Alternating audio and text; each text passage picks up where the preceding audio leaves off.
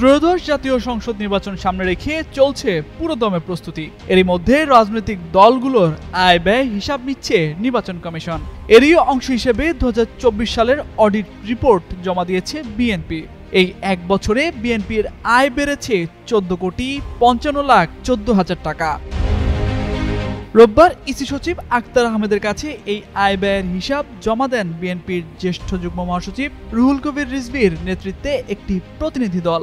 পরে বিএনপির এই নেতা জানান, 2024 সালে বিএনপির আয় হয়েছে 15,64,94,842 টাকা, আর ব্যয় হয়েছে 4,80,04,820 টাকা।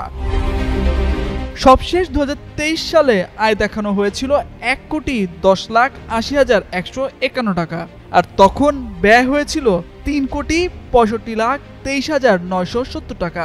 ফলে বছরের ব্যবধানে দলটির আয় বেড়েছে 14 কোটি টাকা। এর আগে 2022 সালে বিএনপির আয় দেখানো হয় 5,92,04,632 টাকা, আর সে সময় ব্যয় হয় 3,88,33,803 টাকা।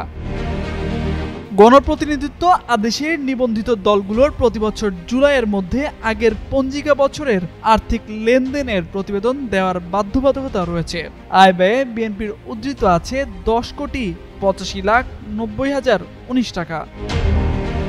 এবার নিবন্ধন স্থগিত হওয়া দল আওয়ামী লীগ ছাড়া 50টি নিবন্ধিত দলকে অডিট রিপোর্ট দিতে বলেছে ইসি। এবার দলগুলোকে 2024 সালের 1 জানুয়ারি থেকে 31 ডিসেম্বর পর্যন্ত হিসাব দিতে হবে চলতি 31 জুলাইয়ের মধ্যে। তামজিদ মির্জা, যুগান্তর নিউজ।